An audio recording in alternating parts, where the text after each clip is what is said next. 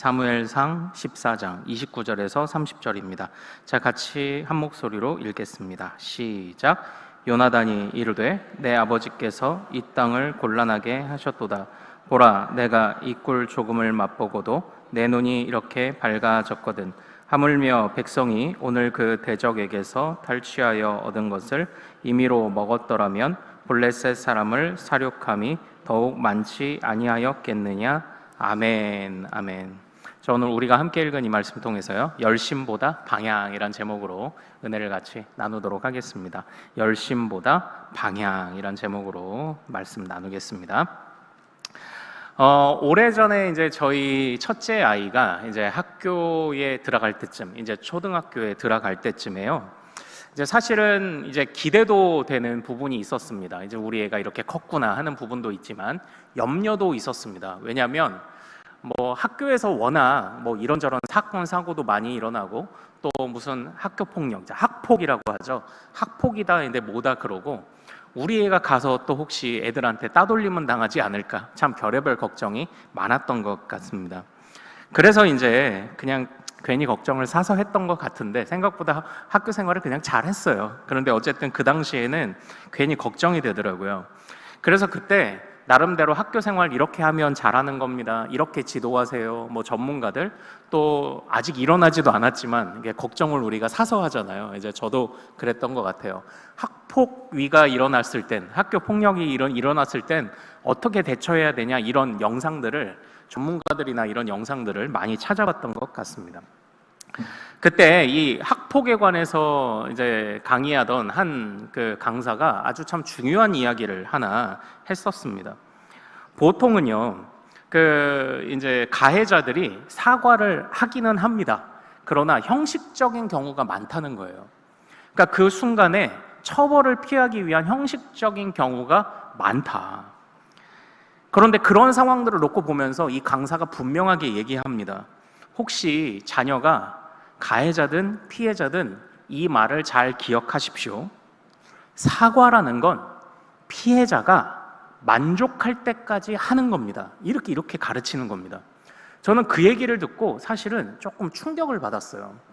사과, 보통 이제 학교에서 이런 일이 생기면 어떡합니까? 사과해. 그럼 뭐 해요? 받아줘. 이렇게 얘기를 하잖아요. 그런데 사과는 피해자가 만족할 때까지 하는 거예요. 대부분의 이 가해자들이 그런답니다. 이게 사과를 어쨌든 형식적으로라도 하잖아요. 그럼 상대방이 뭐 쉽게 받아들이겠어요? 그거를 못 받아들이면 뭐라고 하냐면, 아니 뭐 남자 새끼가 쪼잔하게 사과했는데도 안 받아, 오히려 이렇게 나온다는 겁니다. 그래서 오히려 피해자를 더 몹쓸 사람으로 만들어 버리는 거예요. 야, 내가 사과했는데 제가 안 받았다? 그러면 친구들 사이에서 그 피해자가 매장되는 거예요. 그러나 이 강사가 분명하게 얘기합니다. 사과는 피해자가 만족할 때까지 하는 겁니다. 그래서요, 제가 그 말을 보고서는 사실 좀 깨닫는 바가 있어서, 보통 우리 자녀들이 형제끼리 싸우면 어떡합니까? 미안하다고 해. 그러면은 뭐라고 그래요? 그 미안하다고, 야 미안해, 그러면은 뭐라고 합니까? 서로 안아줘. 서로 안아주고 미안해 그러면은 알았어, 이거 빨리 알았다고 대답해, 이러잖아요. 제가 그때부터 그렇게 못 하겠는 거예요. 만약에 이제 언니가 잘못해서 동생한테 사과를 한다. 야 미안해. 그러면 동생한테 물어봐요. 언니의 사과를 받아주고 싶니? 항상 그렇게 물었던 것 같습니다. 그냥 무턱대고 미안하다고 했는데 너 왜 사과 안 받아줘? 서로 손잡고 사랑해. 그렇게 하고 그렇게 못 하겠더라는 거죠. 그게 아이들이 사과의 방법인 줄 알까 봐. 사과는 피해자가 만족할 때까지 하는 거다. 와, 저는 이 말이 사실 가슴에 많이 남았습니다. 사실은 제가 이 말씀을 드리는 이유는요, 지난주 우리가 살펴봤던 사무엘상 13장을 복습하기 위해서입니다. 사무엘상 13장에 블레셋과의 전투를 앞두고 사울 왕은요, 하나님 앞에 제사를 드렸습니다. 그래서 범죄했죠. 이유는 있었습니다. 어떤 이유인가요? 사무엘이 7일 이후에 온다고 했는데 안 왔다는 거죠. 그래서 부득이 제사를 지냈다라고 하는데, 문제는 제사를 지난 직후에 사울이 도착을 했습니다. 그러니까 제가 지난주 말씀드린 것처럼 사무엘이 7일 만에 오겠다는 것을 확실히 약속했는지 안 했는지는 분명하지 않습니다. 확실히 약속을 했더라도 어쨌든 제사가 끝난 직후에 왔다면 사무엘은 7일 만에 온 겁니다. 확실히 약속을 안 했다면 사울이 넘겨짚은 거죠. 왜냐하면 자기가 왕이 되기 이전에 길갈에 가서 7일 만에 우리가 다시 만날 거라는 생각을 그냥 자기가 미루어 나름대로 판단했던 거죠. 그런데 그때요, 저는요, 이 사울이 하나님 앞에 뭡니까? 이 전쟁에서 승리하고 싶어서 하나님 앞에 제사를 드렸잖아요. 그때 그 제사가 무엇과 무엇이었습니까?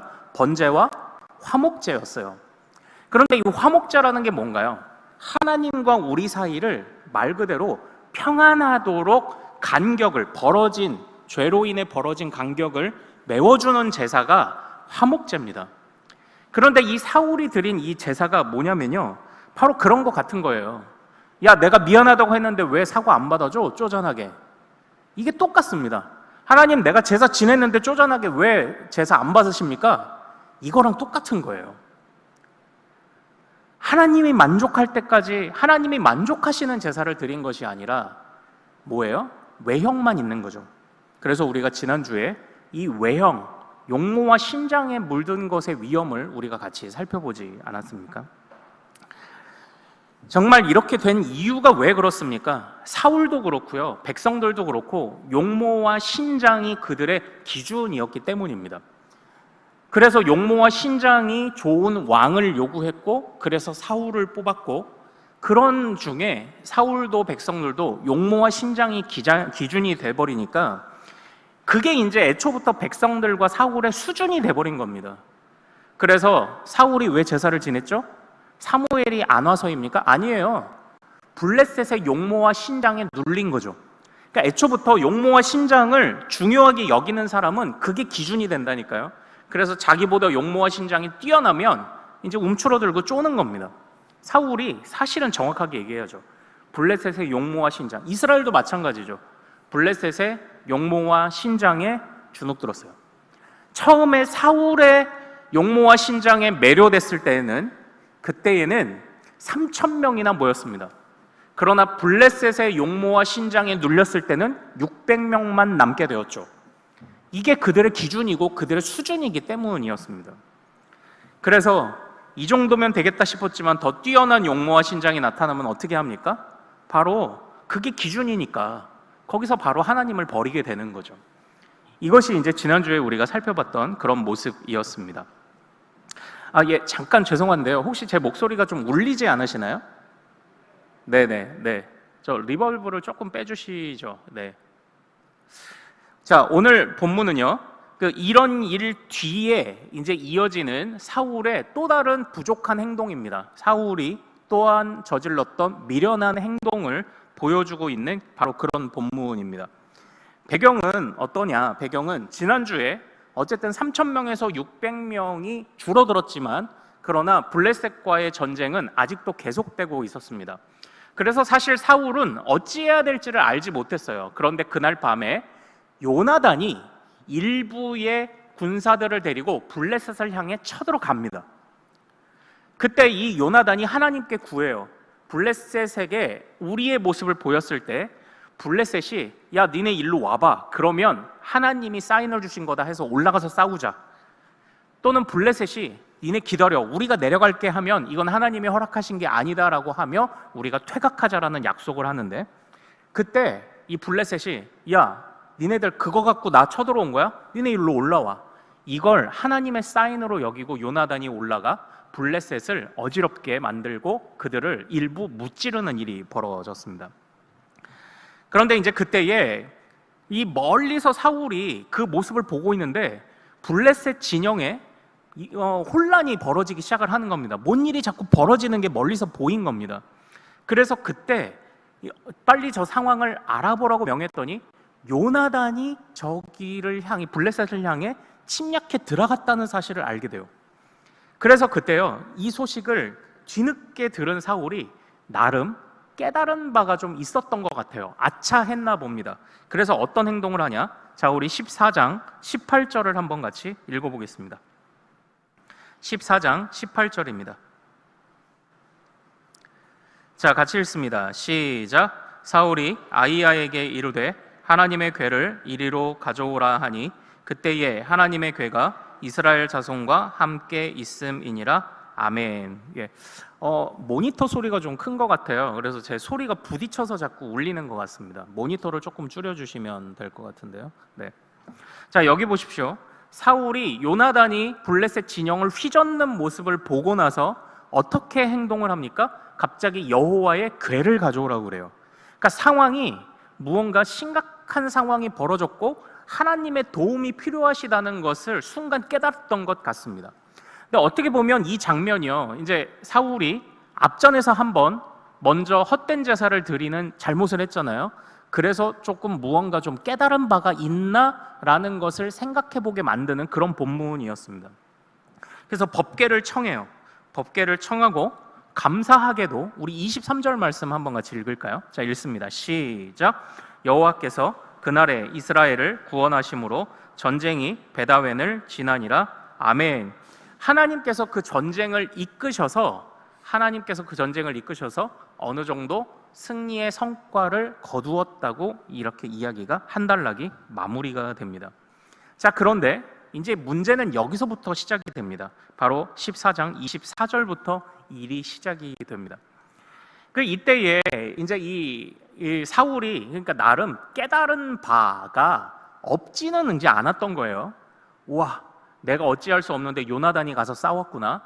그래서 하나님이 도우셔야 되는구나 해서 법궤를 가져와서 하나님이 함께해 주시기를 청했던 것처럼 좋은 모습인 줄 알았는데 24절부터 문제가 시작돼요. 자, 우리 24절을 같이 한번 읽겠습니다. 자, 시작. 이날에 이스라엘 백성들이 피곤하였으니 이는 사울이 백성에게 맹세시켜 경계하여 이르기를 저녁 곧 내가 내 원수에게 보복하는 때까지 아무 음식물이든지 먹는 사람은 저주를 받을지어다 하였습니다. 그러므로 모든 백성이 음식물을 맛보지 못하고, 지금 이 상황을 놓고 보면요, 지금 하나님께서 도와주셔야 된다는 확신이 그에게 있었던 것 같습니다. 그래서 지금 사울이 법궤를 가져올 뿐 아니라 무엇을 선포하죠? 금식을 선포해버려요. 그런데 이 일 뒤에 어떤 일이 이제 벌어지느냐, 금식을 선포한 것을 요나단이 들었나요? 못 들었나요?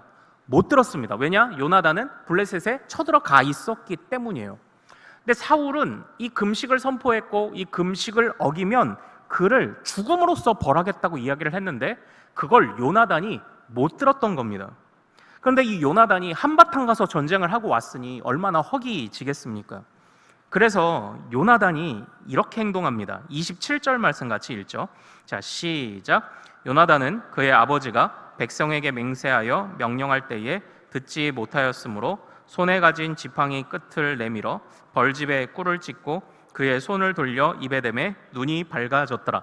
얼마나 허기가 졌냐면 꿀을 발견했는데 그 꿀을 지팡이 끝에 찍어가지고, 여러분들 젓가락으로 꿀을 찍어 보셨습니까? 예, 젓가락으로 꿀을 찍으면 꿀이 떠지지는 않죠. 예, 처음에는 많이 뜨려고 이렇게 하지만 주르륵 흘러내리잖아요. 그런데 그 젓가락으로 찍은 꿀을 입으로 먹으면 모르겠습니다. 지팡이가 지름이 막 요만큼, 그 지팡이 끝이 요 주먹만 하다 그러면 찍어 먹을 만 하겠죠. 근데 어쨌든 그냥 꿀입니다. 그런데 얼마나 허기졌고 지쳤는지 그 꿀을 먹자 어떻게 됐다고 해요? 눈이 밝아졌다고 이야기를 하는 거예요. 근데 안타까운 사실은 백성들은 이 꿀을 발견하고도 못 먹고 있었던 겁니다. 백성들은. 그래서 그때 이 요나단이 그렇게 말하는 것 아닙니까? 그때 이 백성 중에 한 사람이 요나단에게 말해요. 헐, 당신의 아버지가 아무것도 먹지 말라고. 그러니까 목적은 분명합니다. 이 전쟁을 정결하게 하려고 했던 것 같아요. 간절하게 하나님이 도와주셔야 한다고 생각을 했던 것 같습니다. 그래서 금식을 선포했던 겁니다. 그런데 이때 이 이야기를 들은 요나단이 한탄을 하죠. 그게 바로 오늘 본문입니다. 29절과 30절을 읽겠습니다. 자, 시작. 요나단이 이르되 내 아버지께서 이 땅을 곤란하게 하셨도다. 보라, 내가 이 꿀 조금을 맛보고도 내 눈이 이렇게 밝아졌거든. 하물며 백성이 오늘 그 대적에게서 탈취하여 얻은 것을 임의로 먹었더라면 블레셋 사람을 사륙함이 더욱 많지 아니하였겠느냐. 지금 이 전쟁에 어느 정도 성과를 거두고 돌아와서 이제 그 성과를 나누며 다시 백성들을 하나로 모아 힘을 내 보자, 하나님이 우리를 도우신다고 해야 되는데, 돌아와 보니까 백성들이 어떻게 하고 있어요? 허기져서 싸울 의지를 다 발휘하지, 의지를 다 상실하고 있었던 겁니다. 그런데 안타까운 사실은 그 뒤에 일어난 일입니다. 자, 우리 31절과 32절을 한번 같이 읽어보겠습니다. 시작. 그날에 백성이 믹마스에서부터 아얄론에 이르기까지 블레셋 사람들을 쳤으므로 그들이 심히 피곤한지라. 백성이 이에 탈취한 물건에 달려가서 양과 소와 송아지들을 끌어다가 그것을 땅에서 잡아 피채 먹었더니, 이렇게 허기진 상황이 되고 하다 보니 하나님이 도우셔서 전쟁에 점점 성과를 내긴 하지만 백성들이 어떻게 합니까? 백성들이 그 전리품을 핏째 잡아먹는 일이 벌어지는 거예요. 적어도 구약의 율법에서 핏째 잡아먹는 일은요, 이거는 어떻게 해요? 이건 불경한 일이죠. 이건 하나님 앞에 범죄입니다. 핏째 먹는 일은 있어서는 안 됩니다. 피에는 생명이 있다고 가르치기 때문입니다. 그런데 이 백성들이 지금 범죄하고 있습니다. 이런 상황을 누가 만들었다고 이야기를 하는 겁니까? 바로 사울이 만들었다고 이야기를 하는 겁니다. 게다가 사울은요, 이런 상황이 벌어지는데도요, 아직도 자신은 하나님 앞에 떳떳하다고 생각을 한 것 같습니다. 왜 그러냐? 요나단을 잡아다가 요나단을 죽이는 것이 옳다고 생각을 했기 때문입니다. 그러니까 사실 이 본문은요, 우리는 이 사울의 모습을 좀 면밀하게 봐야 됩니다. 나름대로 하나님 앞에 깨달은 바도 있어 보입니다. 하나님 앞에 맹세도 지키려고 했던 것 같아 보입니다. 법궤도 갖다 놨고 하나님 앞에서 나름대로 서약한 것을 충실하려고 했던 것 같습니다. 그리고 오히려 요나단은 제대로 알지도 못하면서 오히려 그 아버지를 어떻게 보면 비난했죠. 세상에 조금이라도 먹게 했으면 더 큰 승리를 거둘 수 있었을 텐데, 어떻게 보면 표면적으로는 사울은 옳아 보이고 요나단은 옳지 않아 보이기도 합니다. 그런데 과연 이러한 상황이 정말 옳은 것일까요? 지금 우리는요, 사실 이게 이 사람이 맞냐 틀리냐 단순한 이런 이야기를 하려는 것이 아닙니다. 이 사울이 하나님 앞에서 하나님이 원하시는 바를 얼마나 이렇게 모르고 행했는지, 그러니까 열심은 있어요. 그러나 하나님의 마음을 제대로 알지 못하는 열심이 얼마나 위험한지를 보여주고 있는 본문입니다. 이 본문은 사울 한 사람은 자신의 정결함을 지키려고 했겠죠. 그런데 이런 것 같습니다. 그 옛날에 한 밭에 씨를 뿌려야 하는데, 그러나 이 밭에 뿌린 씨를 밟으면 안 됐다고 해요. 이 씨를 잘 뿌리긴 해야 되는데 밟으면 안 돼서, 그래서 이 주인이 머리를 굴리다가 내가 가마를 타고 씨를 뿌리면 되겠구나, 이렇게 생각을 했던 겁니다. 그래서 가마를 타고 가면서 씨를 뿌립니다. 와, 씨도 뿌리고 이 밭을 내가 밟지도 않았으니 잘 나겠지? 그러나 씨를 딱 뿌리고 뒤돌아봤을 때 밭은 처참하게 망가져 있었습니다. 깜짝 놀랐죠. 나는 밭을 안 밟았는데 왜 밭이 망가졌지? 그랬더니 그때 종들이 말합니다. 네, 주인날이 저희가 가마를 들고 오느라 저희가 다 밟았습니다. 사실 이거는 말도 안 되는 얘기예요. 이건 말도 안 되는 옛날 얘기입니다. 나만 괜찮으면 된다고 생각했던 이 어리석음을 말하는 거죠. 근데 지금 이 사울이 보여주고 있는 것이 딱 그런 모습입니다. 나만 괜찮고 나만 정결하면 된다고 생각하죠. 그러나 백성들은 어떻게 해요? 이렇게 핏째 고기를 먹고 굶주림에 떠밀려서 어쩔 수 없는 이런 죄들을 저지르게 만들었던 것이 바로 이 사울 아닙니까? 나는 열정이 있으면 뭐예요? 그런데 다른 사람들을 제대로 이끌지 못하는데요. 열정은 있는데 방향이 틀렸습니다. 열정은 있는데 하나님의 마음을 몰라도 너무 몰랐습니다. 그러니까 이걸 상식적으로 보면요, 그러니까 사실 이런 모습들이 이제 우리가 살아갈 때 일반적인 사회에서도 또 교회 안에서도 이런 모습이 참 얼마나 많습니까? 의도가 선한 건 알겠습니다. 그러나 결과가 안 좋아요. 근데 때로는 우리가 그래 열심히 했으니까 라고 하면서 그 결과를 용납하는 경우들이 왜 없겠습니까? 그러나 이 분명히 우리가 사실 교회 안에서도 보면 무언가를 추진할 때 보면 사실 교회 헌금을 쓰지 않습니까? 그리고 또 우리가 무언가 열심히 하는 사람의 그 수고를 물론 격려는 해주어야 하지만 방향성이 제대로 맞춰지지 않은 열심은 참 다른 사람을 힘들게 합니다. 누군가가 그 고양이 목에 방울 달듯 누가 이 이야기를 할까를 놓고 보면 나는 모르지만 다른 사람들은 이미 고민하기 시작해요.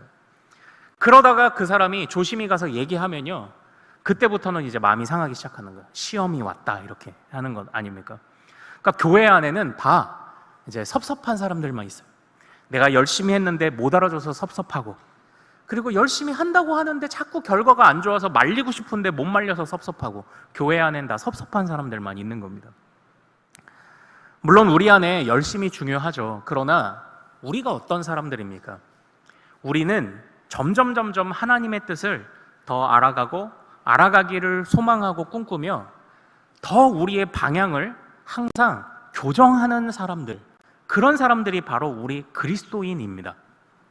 그리스도인의 증거가 뭘까요? 어떤 사람이 신앙생활을 정말 잘 하는 것입니까?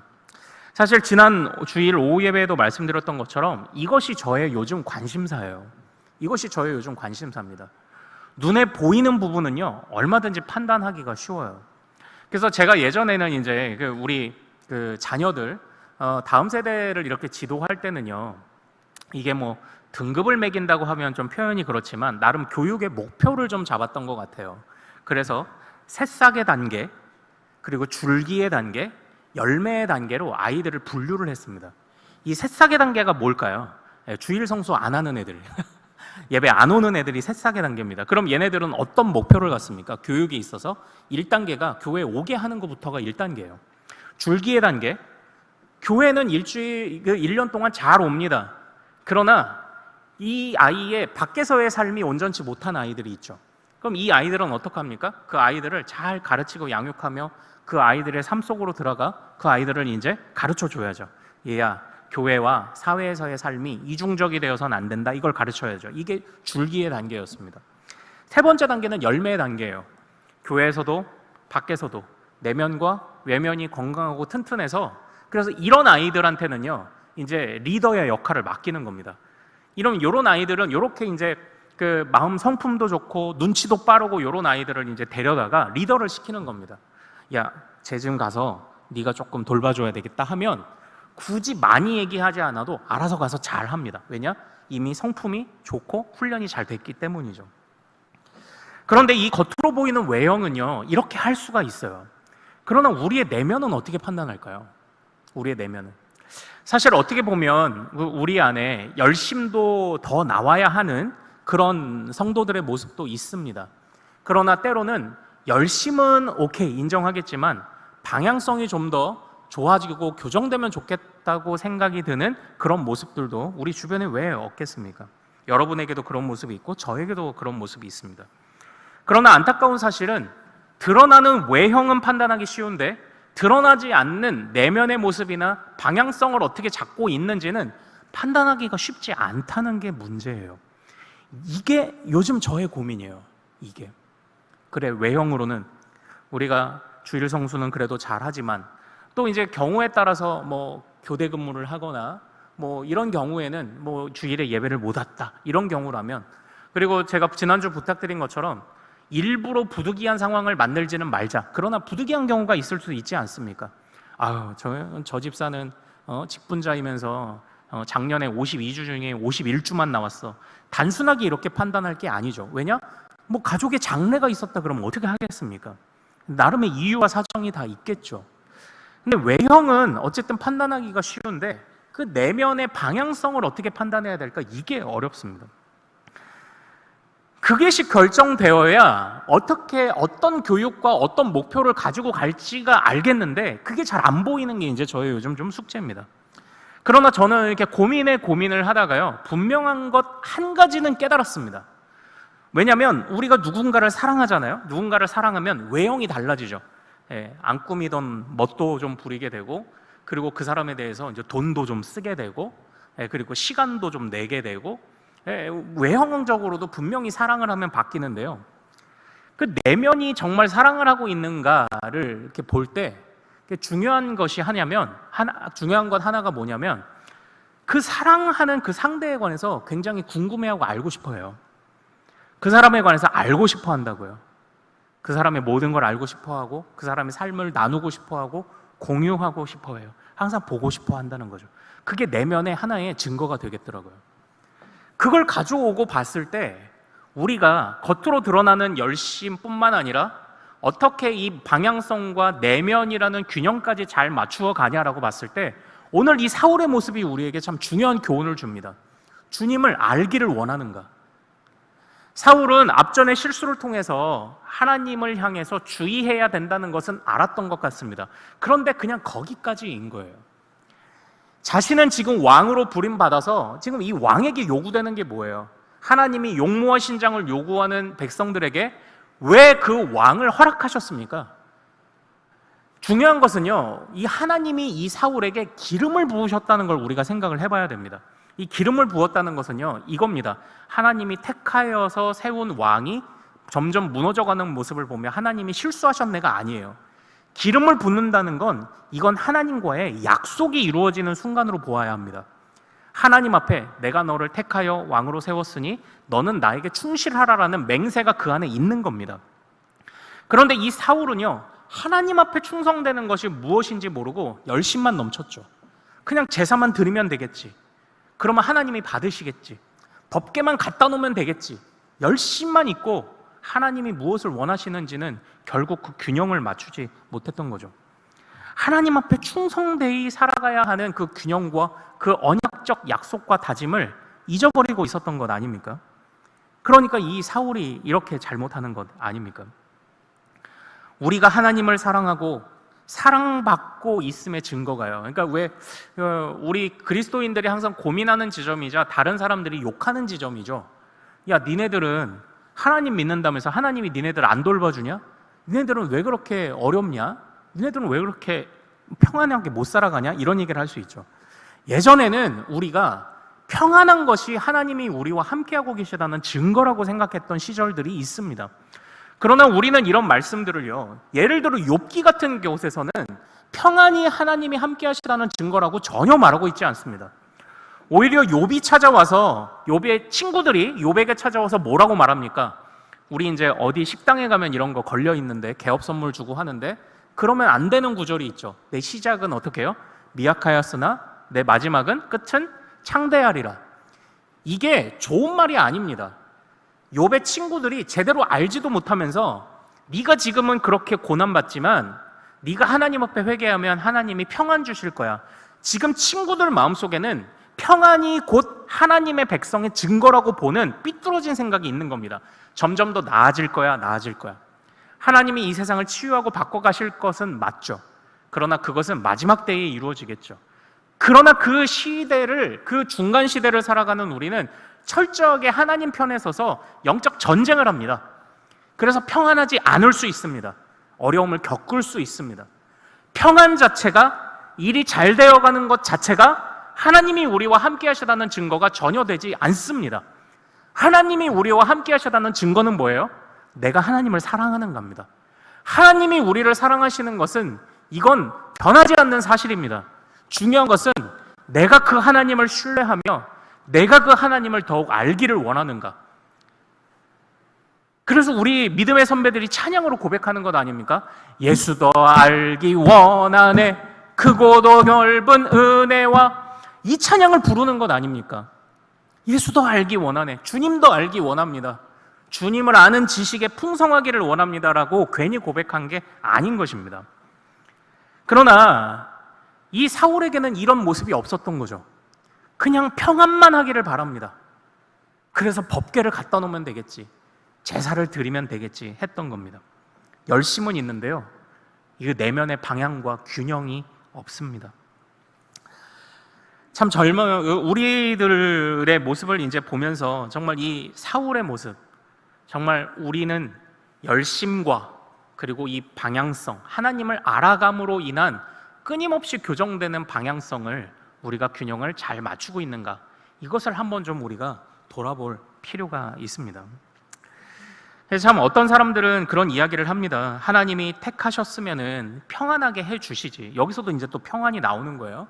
그런데 하나님은 어떨 때 평안을 주시나요? 어떨 때 평안을 주신다고 했습니까? 이스라엘 백성이 완전히 순종할 때 평안을 주신다고 했습니다. 그러면 지금 왜 이들에게 평안이 없는 걸까요? 그들이 완전히 순종하지 않았기 때문이겠죠. 그러니까 우리는 이렇게 좀 생각을 할 수 있습니다. 어떤 분이 이런 얘기를 하더라고요. 우리나라는 왜 술 먹고 심신미약 상태가 됐다고 그러면 재판부에서 감형을 해주냐? 이게 이해가 안 된다는 겁니다. 일반적인 사람이 볼 때도 이게 이해가 안 된대요. 저는 그 말에 공감했어요. 술이 사람을 망쳤다고 생각하는 거죠. 그래서 심신미약 상태가 돼서 어쩔 수 없이 범죄를 저질렀으므로 정상을 참작해서 형량을 깎아줘야 한다고 생각하는 겁니다. 그러나 저는 그렇게 생각하지 않습니다. 술이 그 사람을 부족하게 만든 것이 아닙니다.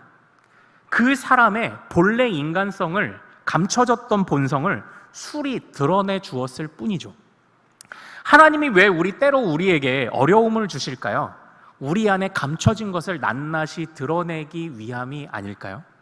우리 안에 포장되어 있던 우리의 미련한 내면, 교정되지 않고 있던 그 고집스러운 미련한 방향성을 드러내시기 위해 주님이 어려움을, 혹시 고민과 고난을 주고 계신 것은 아닐까요?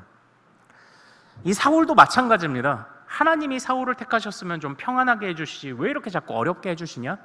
결국 그것을 통해 사울의 본심이 드러나게 되었던 것이겠죠. 하나님 앞에 완전히 순종할 때에만 평안을 누릴 수 있는데, 가짜 평안을 누리고 있는 이런 사울의 모습을 통해서, 또한 이스라엘의 모습을 통해서 하나님 앞에 무엇이 잘못되었고 무엇이 부족한지를 돌아보게 하시려는 하나님의 뜻이 아니었습니까? 사랑하는 여러분, 우리 다음 화면을 좀 한번 볼까요? 네, 우리는 지난주에 제 마지막 팔복의 말씀을 보면서 1절에 예수께서 무리를 보시고 산에 올라가 앉으시니 제자들이 나아온지라 당신은 무리입니까? 제자입니까? 라고 제가 묻고 도전하며 설교를 마쳤습니다. 제가 그것을 좀 정리해봤어요. 자, 무리의 모습을 한번 같이 읽어보죠. 자, 시작. 종교적 외형만 있음, 용모와 신장이 기준임, 결과와 때와 시를 내가 정함, 무엇을 해야 복받는지에 관심을 둠. 그러나 제자는 어떻습니까? 자, 시작. 외형과 진심도 있음, 하나님이 기준임, 하나님께 맡김, 이미 복을 받았으니 무엇을 해야 할지 고민함. 이게 제자죠. 이게 제자인 모습입니다. 그러니까 오늘 사울이 보여준 모습은 뭐예요? 무리예요. 그냥 무리. 이스라엘의 왕이고 하나님께 기름을 부음을 받았음에도 불구하고 그냥 무리입니다. 왜 그렇습니까? 외형은 있는데 진심이 없어요. 외형은 있는데 방향성이 없어요. 열심은 있는데 바로 그겁니다. 하나님이 왜 평안을 주시지 않는지 그것만 고민하고 불평만 합니다.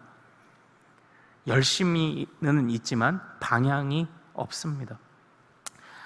사랑하는 여러분, 이 무리로서의 사울의 모습, 정말 우리가 주의해야 될 줄로 믿습니다.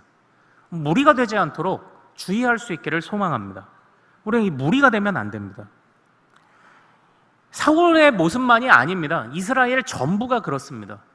하나님께서요, 이 이스라엘 백성들이 용모와 신장이, 그러니까 다른 열방과 같이 우리도 강한 왕을 주십시오라고 할 때 하나님이 왜 거부를 하셨죠? 바로 하나님을 신뢰하지 못하는 모습 때문에 그것을 안타깝게 여기셨던 것 아닙니까? 그런데 그건 하나님의 감정이고요. 그것을 요구하는 순간 이스라엘 백성들이 어떻게 됐습니까? 이스라엘 백성들은 특별했습니다. 왜 특별했습니까? 하나님이 택하셔서 특별했습니다. 그런데 하나님을 그들이 버린 순간 그들은 평범해졌습니다. 평범해지는 길을 본인들이 택하고, 그러나 특별함은 누리고 싶어서 세상이 말하는 용모와 신장을 따라가려고 했던 겁니다. 특별함을 부여하시는 하나님은 멀리하면서 세상이 말하는 특별함을 쫓아가려고 하다 보니까 하나님 앞에 이도저도 아닌 사람이 되어버렸던 거예요. 이 백성들의 모습이죠. 이게 사울의 모습이죠. 특별해지고 싶은데, 이거 우리의 삶을 돌아보게 만들지 않습니까? 우리의 삶이 특별해지고 싶어서 이 세상에 살아가는 나름대로의 흐름을 어떻게든 악착같이 쫓아가려고 하지만, 그러나 결국은 용모와 신장은 뭐라고요? 용모와 신장이 더 큰 사람들을 보면 주눅들게 되어 있다니까요. 그러나 주님이 우리에게 부여하시는 특별함은 그렇지 않죠. 한 사람 한 사람을 모두 똑같이 고귀하게 여기시는 특별함이죠. 용모와 신장이 어떠하든지 그와 상관없이 진정한 특별함을 부여하시는 하나님과 멀어지는 순간 아무것도 아닌 존재가 되어버린 자들이 열심을 낸다고 해서 특별해질까요? 아닙니다. 그렇지 않다는 겁니다. 오늘 이 사울의 모습이 우리에게 그것을 보여주고 있습니다. 그래서 사랑하는 여러분, 오늘 이 말씀의 교훈은 명확합니다. 제목 그대로입니다. 열심도 중요합니다. 열심을 안 내면 그것도 이상해요. 어쨌든 왜냐? 마음속에 있는 건 어쨌든 그 뿌리를 어떻게 알 수 있어요? 열매로 아는 겁니다. 겉으로 드러나는 외형과 열심도 중요합니다. 그러나 그게 포장되지 않은 열심, 다른 사람들은 우리의 외형을 보고 판단할 거예요. 와, 저 사람은 진짜 그리스도인이야. 그러나 중요한 건요, 내가 안다니까요. 나는 하나님 앞에 제대로 된 내면을 가지고 있는가?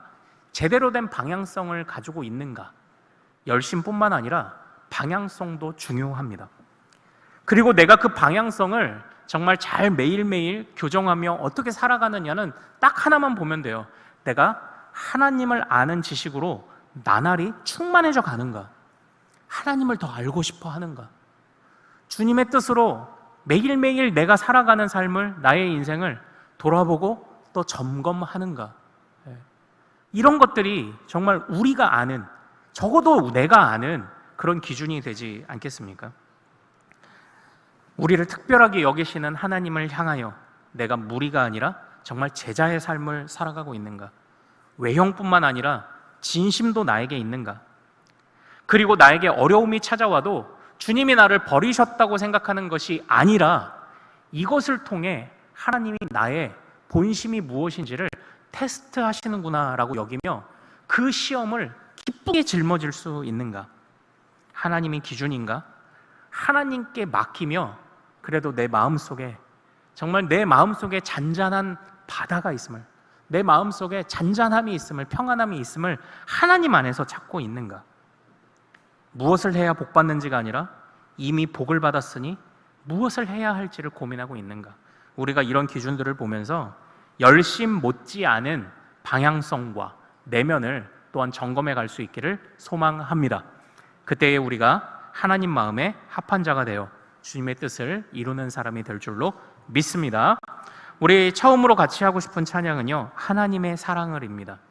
하나님의 사랑을 사모하는 자, 하나님의 평안을 바라보는 자, 그 평안을 다른 데서 찾지 마시고 너의 모든 것 창조하신 우리 주님에게서 찾으시기를 소망합니다. 주님은 우리를 특별히 여기십니다. 주님을 떠나서는 우리는 특별해질 수 없습니다. 하나님 사랑의 눈으로 너를 어느 때나 바라보시고 하나님 인자한 귀로서 언제나 너에게 기울이시니 너의 작은 신음에도 응답하시는 그 하나님께, 그 주님을 더욱 깊이 알기를 힘쓰며 나아갑시다. 하나님의 사랑을 사모하는 자, 하나님의 사랑을 사모하는 자, 하나님의 평안을 바라보는 자, 너의 모든 것 창조하신 우리 주님이 너를 얼마나 사랑하시는지 하나님께 찬양과 경배하는 자, 하나님의 선하심을 닮아가는 자, 너의 모든 것 창조하신 우리 주님이 너를 자녀 삼으셨네. 하나님 사랑해, 하나님 사랑의 은혜로 너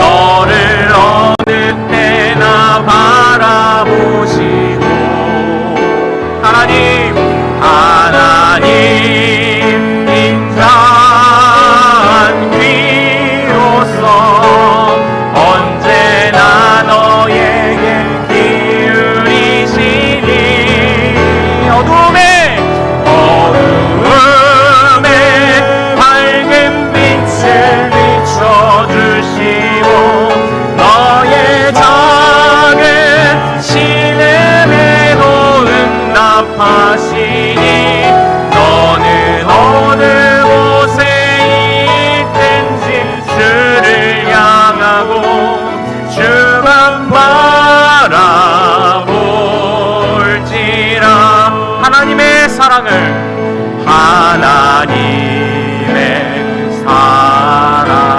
사모하는 자, 하나님의 평안을 바라보는 자, 너의 모든 것 창조하신 우리 주님이 너를 얼마나 사랑하시는지 하나님께 찬양과 경배, 하나님께 찬양과 경배하는 자, 하나님의 선하심을 닮아가는 자, 너의 모든 것 창조하신 우리 주님이 너를 자녀 삼으셨네. 하나님 사랑의 눈으로, 하나님 사랑의 눈으로 너를 어느 때나 바라보시고, 하나님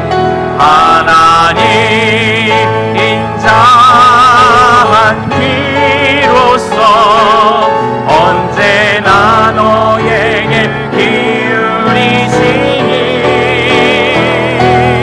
어두움에 밝은 빛을 비춰주시고 너의 작은 신음에도 응답하시니 너는 어느 곳에 있든지 주를 향하고 주만 바라보.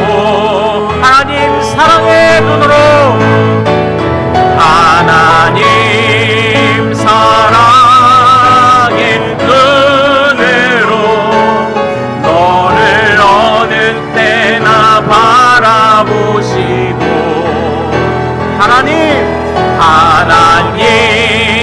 인자한 귀로서 언제나 너에게 기울이시니 어두움에 밝은 빛을 비춰주시고 너의 작은 신음에도 응답하시니 너는 어느 곳에 있든지 주를 향하고 주만 바라볼지라.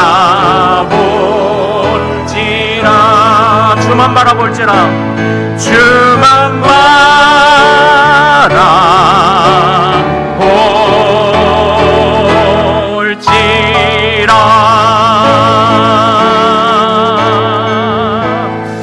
사랑하는 여러분, 우리 이 시간 같이 기도하기를 원합니다. 주여, 내 안에 열심을 회복하게 하소서. 그러나 외적인 열심만이 아니라 우리의 내면, 그리고 우리의 방향성, 하나님을 위해서 우리의 내면도 균형 잡히게 성장해 갈 수 있도록 도와주시옵소서. 하나님이여, 정말 교회에서도 세상에서도 정말 우리는 비둘기처럼 순결해야 하나, 그러나 또한 뱀처럼 지혜로워야 합니다. 때로 우리를 용납해주는 자들이 분명히 있지만, 그러나 같은 실수가 반복되어서는 안 될 것이며, 또한 우리가 나날이 분명히 성장해 가야 할 것입니다. 아직은 우리 안에 부족함이 많지만 그래도 공동체가 우리를 기대하고 또한 공동체가 인내하고 있습니다. 그래서 우리는 그 마음을 잘 헤아려, 또한 주님도 우리를 기다리고 계시며 또한 인내해 주고 계시죠. 우리가 또 그 마음을 잘 헤아려야 하겠습니다. 그래서 주여, 균형 잡히게 성장하게 하옵소서. 우리가 이것을 기도하기를 원하고요. 그리고 또한 우리가 기도할 것, 정말 우리가 하나님을 향해 나아가는 방향성을 결정하기 어려운 이유가 무엇입니까? 이 세상에서 특별하게 되지 못할까 봐 두려움과 염려가 있는 것은 아닐까요? 이렇게 살면 도태될 것 같고, 이렇게 살면 안 될 것 같고, 그러나 우리가 하나님을 버린 순간 우리는 특별함을 상실해 버립니다. 우리를 특별하게 여기시는 유일한 분, 오직 하나님을 향해 달려가게 하소서. 세상에서는 환난을 당하여도 그러나 우리는 주님 앞에 끝까지 특별한 자로 서게 될 것입니다. 자, 우리 주여 이름 크게 한번 부르고 우리 균형 잡힌 성장을 위해 기도합시다. 주여!